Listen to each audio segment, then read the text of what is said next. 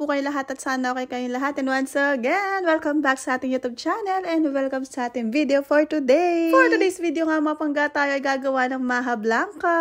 Dahil craving kami ng mga sweets na Filipino food mga pangga, mga Filipino sweets. Kaya gagawa tayo ng maha blanca. Instead na bibili kami sa labas at may mga ingredients naman kami sa kusina, kaya tara gawin na natin to mga pangga. At ito pala yung mga ingredients na gagamitin natin sa ating maha blanca. Simpleng maha blanca lang to mga pangga. At first time kong gumawa nitong maha blanca na to mga pangga. And sana magustuhan niyo tong video na to. And syempre kung bago ka sa aking YouTube channel at nag-enjoy ka sa video ko na to at nagustuhan mo tong video na to, please give me a thumbs up. And kung hindi ka pa nakakapag-subscribe, please do subscribe to my YouTube channel. And pakiclick mo na rin ang notification bell para lagi kang updated sa aking mga bagong ina-upload na mga video. And by the way mga pangga, eto na, start na tayo. And ayan, ang ating ginagawa sa ating maha blanca, imimix lang natin to sa isang lalagyan mga pangga. Ayan, pagsama-samahin muna natin lahat ng mga ingredients natin dito at bago natin siya isalang sa ating kalan.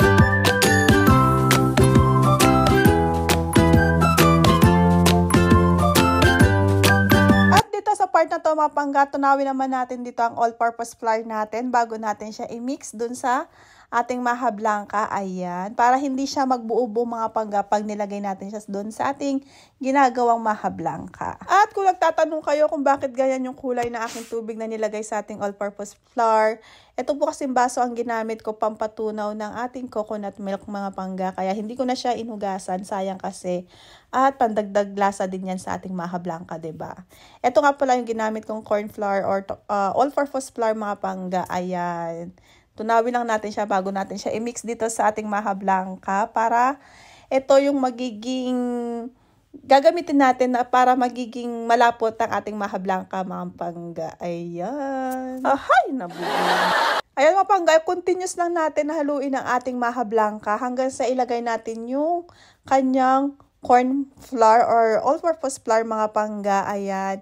Halu-haluin lang natin siya hanggang sa maging malapot siya, hanggang sa maging parang sticky siya mga pangga, hanggang sa maging creamy siya. Ayan.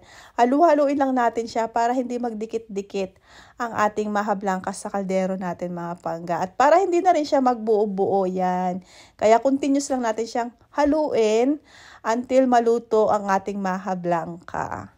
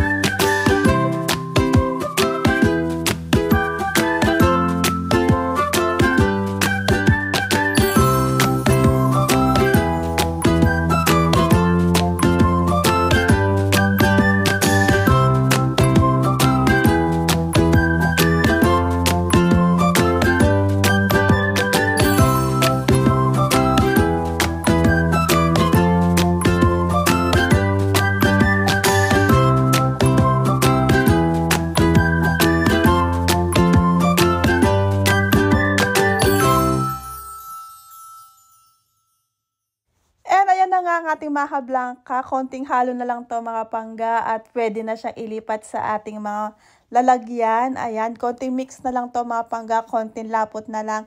And pwede na yan. At palalamigin natin to sa ref in few hours mga pangga. Ayan, pwede na siyang kainin. And there you have it mga pangga. Ang ating maha blanca a la Maricris. Hay, nakshoot.